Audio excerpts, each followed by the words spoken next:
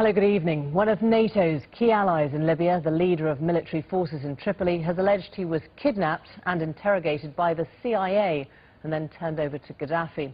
Abdul Hakim Belhaj claims he spent 6 years in prison for what the CIA claimed were his links to al-Qaeda, links he denies. Well, these are early days for new Libya. The strange bedfellows the revolution's created are only just emerging. Could this be the start of a series of embarrassing revelations about the relationship between Colonel Gaddafi and the West? Peter Marshall is here with a bit more. Peter. Well, there's more light being shed on the dark side of the war on terror, that's for sure.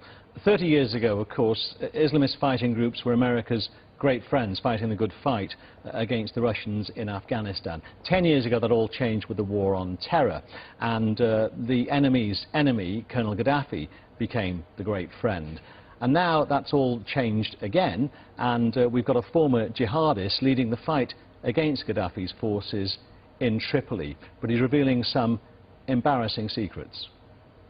Suddenly everything's changed. The rebel force which took Tripoli is now the de facto army of the new Libya.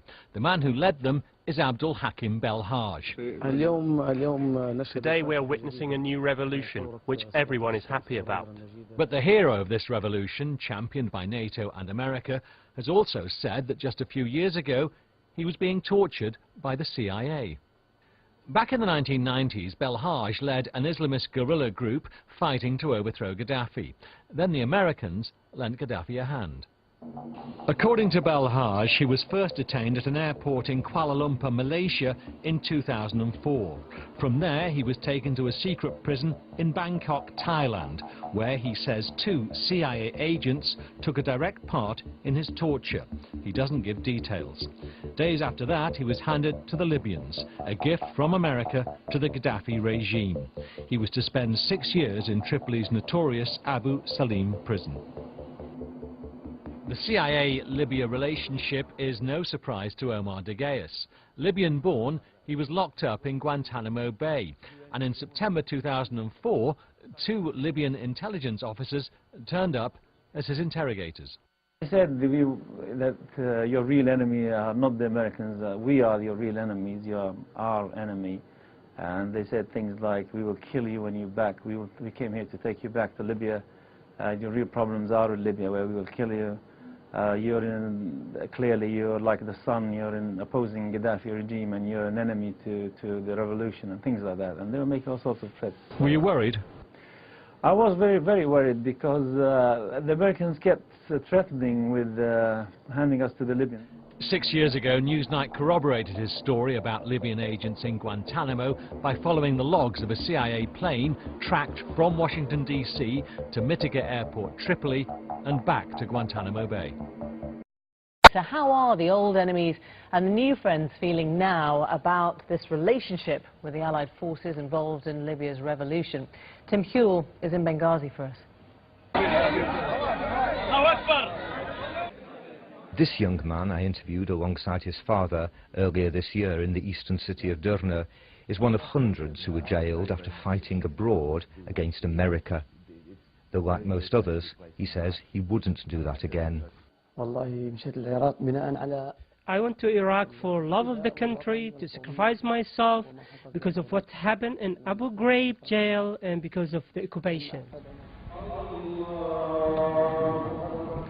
Today in Benghazi, as every Friday, they were praying on the square that for months was the heart of the Libyan revolution. This is an overwhelmingly devout and socially conservative society, but one that now claims to be committed to pluralistic democracy. Libya's new leaders vehemently deny there's any major strain of Islamism in their revolution, and most former Islamists within their ranks say they long ago abandoned any extreme views they may once have held. Even so, some Western politicians, particularly in America, think Libya needs to be watched very carefully in future for any possible resurgence of radicalism.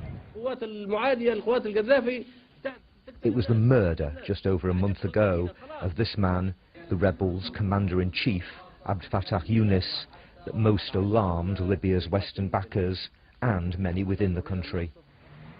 The investigation's continuing, but both the National Transitional Council and Yunus's family say Islamist militiamen were to blame. They were an Islamic radical group who committed this execution, and according to the eyewitnesses who have been with him, his guards, so that people looked in a strange shape, with a long beard, with their vocalization, the way that they spoke, were obviously looks like people from an extreme background.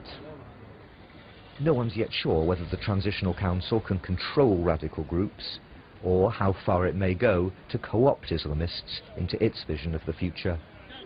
Libya's revolutionaries are so keen on legality that here on Benghazi waterfront, amid the souvenir stalls with the hats and the bags, you can also find a copy in Arabic and in English of the Libyan constitution. This isn't the new constitution, it's the constitution of the Libyan monarchy from 1951, and 1952 under the monarchy was the only year that Libya has ever had a proper election. But there is an interesting difference between this old 50s constitution and the new one that's been worked out very scrupulously by the National Transitional Council. Here you can see under the old one, Article 5, Islam is the religion of state.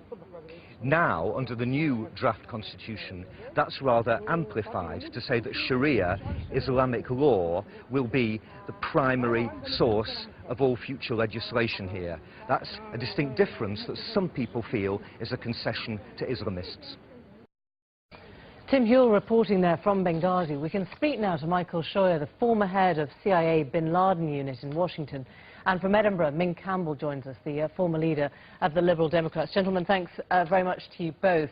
Michael Scheuer, it's pretty embarrassing, presumably, if this is proved that the Americans and Gaddafi were working rather well together all the time. Why would that be embarrassing, ma'am? You know, Mr. Blair, Condoleezza Rice, Mrs. Clinton all went to Libya to kiss Mr. Gaddafi's butt after he gave up weapons of mass destruction. It's a funny way to phrase it that the CIA had a relationship with Libya. The United States government had a relationship with Libya, as did Great Britain, as did France, and as did all of their intelligence services. It's kind of this is kind of not a surprise, really. And is it something that you're proud of, or is it a source of regret? Certainly I don't regret it. You know, you work with whoever you can work with to defend the United States. That's the bottom line. And our political leaders said that Gaddafi was a good guy now, and we should deal with him. You know, the intelligence services are not independent actors. At least in the United States, everything we would have done with Gaddafi would have been approved by Mr. Bush and had to be reapproved by Mr. Obama. Ming Campbell, that's the truth of it, isn't it? Realpolitik means that we've always worked with and indeed used dictators in the name of our own national security, and it's pretty naive to think otherwise.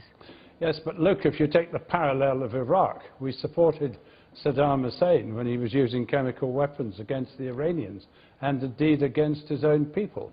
And look how that turned out. I quite agree with my fellow contributor that it's not the intelligence services that need to be embarrassed, it's the governments. And I have some form on this. But he said there's no embarrassment at all. Why would he be embarrassed if you protected your national security in doing so? Well, he said that it was, as I understood it, that the intelligence service was not embarrassed. I think governments are embarrassed. And as I say, I've got some form on this because I was taken to task by a commentator in a national newspaper here after I was thought to be unenthusiastic about the deal which Tony Blair had done.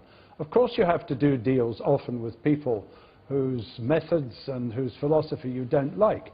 But that doesn't mean to say you shouldn't be fastidious about how you deal with them. But Michael Scheuer, presumably, if you don't regret what went on there, you must worry for new Libya now if you essentially still believe these men are terrorists. Well, yes, NATO has supplied air support to people who in Afghanistan would be called the Taliban. You know, we walked into this affair in Libya with the basis of the revolution coming out of Benghazi, the most strongly Islamist place in Libya, and those people have carried the fighting while pushing forward English-speaking, legalistic intellectuals who are on the Transitional Council now. Whether that holds steady in the future, I think, is highly unlikely. So much for the utopia, Min Campbell. How worried are you that the man who's now militarily leading Libya is a former jihadi? You heard in Tim's piece that Sharia will now be a primary source of future legislation, and this man is according to Michael Sharia, jihadi. Well, your correspondent said a moment or two ago, we've got to keep our eye on Libya, and I don't think there's any doubt about that. Mr. Belhaj is extraordinarily short of rancor about any of the things that happened to him, and he does claim that he has abandoned the whole notion of holy war. But it's not what people say which matters, it's what they do, and that's why the West has been at pains to embrace the National Council.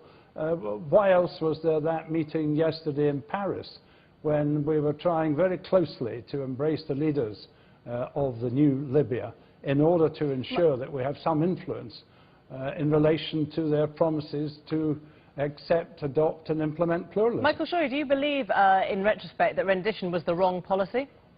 No, I think it was absolutely the right policy, and it will have to be revived under the next president, whether that's a re-elected Obama or a Republican. So let me just ask, is the CIA still monitoring what are essentially the new leaders of Libya now? I would certainly hope so. I don't have any way of knowing, but certainly I would hope they would be doing that, ma'am. I was going to say there's a fundamental difference on these matters, as far as I'm concerned. Rendition is illegal.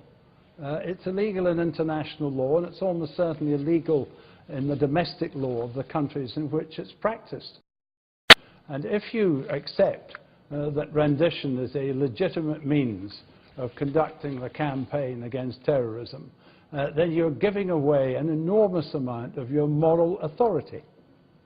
Michael Sharia, a brief response to that. You lose your moral authority by doing so. The moral high ground is where you can shoot your gun straightest from, ma'am. I wouldn't worry about international law for a second if I was in charge of protecting the United States. All right, thank you both very much indeed.